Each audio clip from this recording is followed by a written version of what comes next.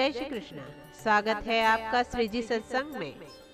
आज हम सुनेंगे रमा एकादशी की कथा। तो आइए मित्रों सुनते हैं रमा एकादशी की कथा। भाव विह्वल होते हुए अर्जुन ने कहा कि हे श्री कृष्ण, अब आप मुझे कार्तिक माह के कृष्ण पक्ष की एकादशी की कथा सुनाइए। इस एकादशी का क्या नाम है तथा इसमें किस देवता का पूजन किया जाता है? इस एकादशी का व्रत करने से किस फल की प्राप्ति होती है? कृपा करके यह सब विधान पूर्वक हमें बताइए। भगवान श्री कृष्ण ने कहा कि हे अर्जुन, कार्तिक माह के कृष्ण पक्ष की एकादशी का नाम रमा है। इसका व्रत करने से सभी पापों का शमन हो जाता है। इसकी कथा इस प्रकार है, तो यह तुम ध्यान पूर्वक श्रवण करो।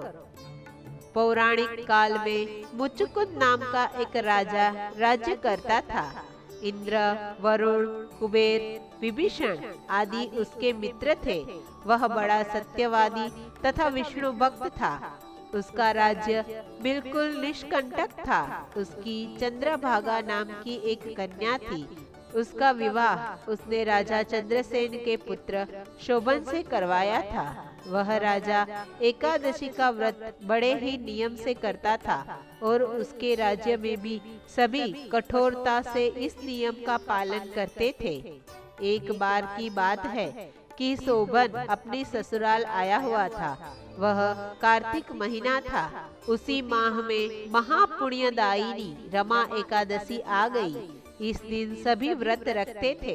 चंद्रभागा ने सोचा कि मेरे पति तो बड़े कमजोर हृदय के हैं, वे एकादशी का व्रत कैसे करेंगे, जबकि पिता के यहाँ तो सभी को व्रत करने की आज्ञा है।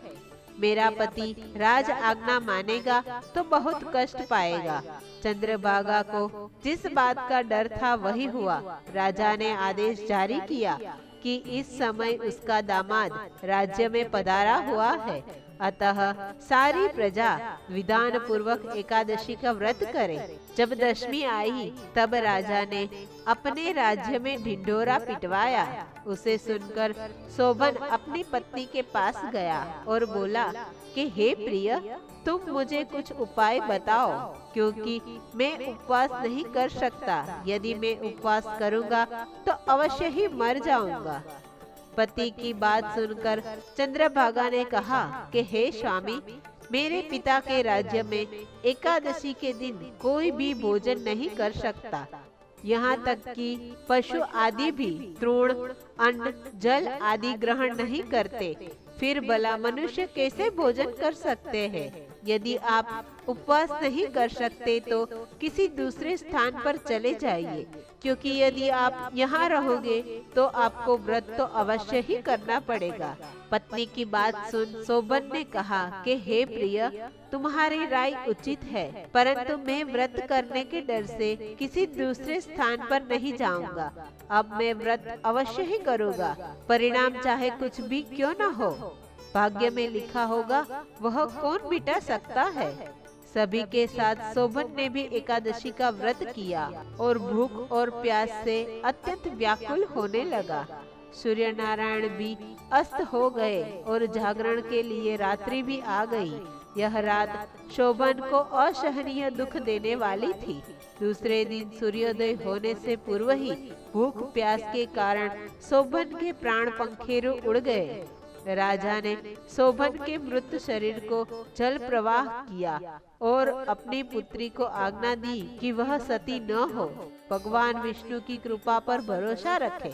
चंद्रभागा अपने पिता की आज्ञा अनुसार सती नहीं हुई। वह अपने पिता के घर रहकर एकादशी के व्रत करने लगी।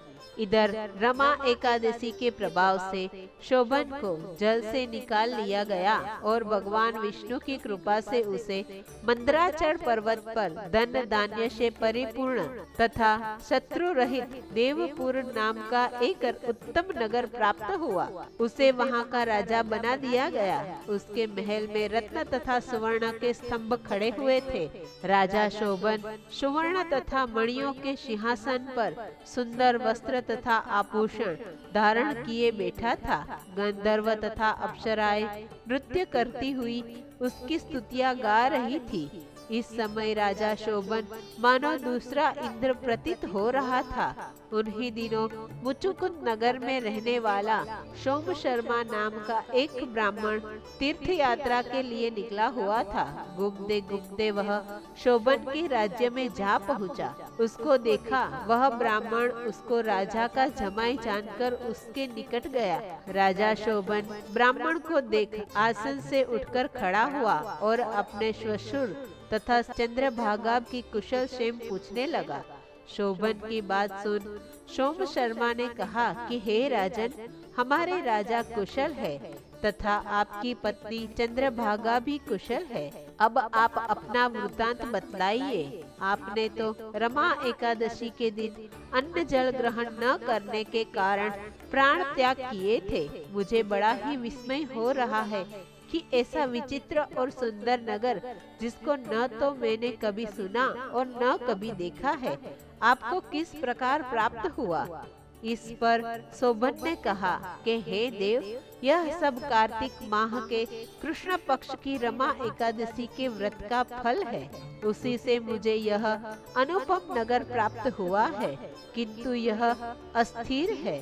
शोभन की बात सुन ब्राह्मण बोला कि हे राजन, यह अस्थिर क्यों है और स्थिर किस प्रकार हो सकता है, सो आप मुझे समझाइए। यदि इसे स्थिर करने के लिए कुछ कर सका तो वह उपाय मैं अवश्य ही करूँगा। राजा शोभन ने कहा कि हे ब्राह्मण देव, मैंने वह व्रत विवश होकर तथा श्रद्धा रहित किया था। उसके प्रभाव से मुझे यह अस्थिर नगर प्राप्त हुआ है। परंतु यदि तुम इस वृतांत को राजा मुचुकुंद की पुत्री चंद्रभागा पे कहोगे तो यह उसको स्थिर बना सकती है। राजा शोभन की बात सुन ब्राह्मण अपने नगर को लौट आया और उसने चंद्रभागा से सारा वृतांत कह सुनाया। इस पर राजकन्या चंद्रभागा बोली कि हे ब्राह्मण देव, आप क्या सब यह दृश्य प्रत्यक्ष देखकर आए हैं या आपका स्वप्न कह रहे हैं। चंद्रभागा की बात सुन ब्राह्मण बोला कि हे राजकन्या, मैंने तेरे पति शोभन तथा उसके नगर को प्रत्यक्ष देखा है, किंतु वह नगर अस्थिर है। तू कोई ऐसा उपाय कर जिससे कि वह स्थिर हो जाए। ब्राह्मण की बात सुन चंद्रभागा बोली कि हे ब्राह्मण देव, आप मुझे उस नगर में ले चलिए। मैं अपने पति को देखना चाहती हूँ। मैं अपने व्रत के प्रभाव से उस नगर को स्थिर बना दूंगी। चंद्रभागा के वचनों को सुनकर वह ब्राह्मण उसे मंदराचल पर्वत के पास वामदेव के आश्रम में ले गया। वामदेव ने उसकी कथा को सुनकर चंद्रभागा को मंत्र से अभिषेक किया। चंद्रभागा मंत्रों तथा व्रत के प्रभाव से दिव्य देह धारण करके पति के पास चली गई। शोभन ने अपनी पत्नी चंद्रभागा को देखकर उसे प्रसन्नता पूर्वक आसन पर अपने पास बिठा लिया। चंद्रभागा ने कहा कि हे स्वामी, अब आप मेरे पुण्य को सुनिए। जब मैं अपने पिता के घर में 8 वर्ष की थी, तभी से मैं विधि विधान के साथ एकादशी का व्रत कर रही हूँ। उन्हीं व्रतों के प्रभाव से आपका यह नगर स्थिर हो जाएगा और सभी कर्मों से परिपूर्ण होकर प्रलय के अंत तक स्थिर रहेगा।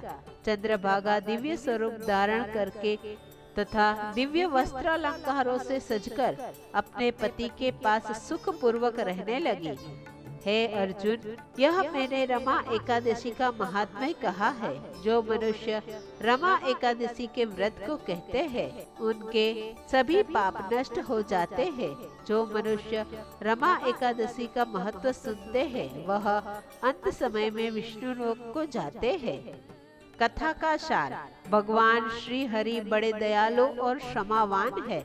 श्रद्धा पूर्वक या विवश होकर भी यदि कोई उसका पूजन या एकादशी व्रत करता है तो वह उसे भी उत्तम फल प्रदान करते हैं। परंतु मनुष्य को चाहिए कि वह भगवान का पूजन पूरी श्रद्धा से करे।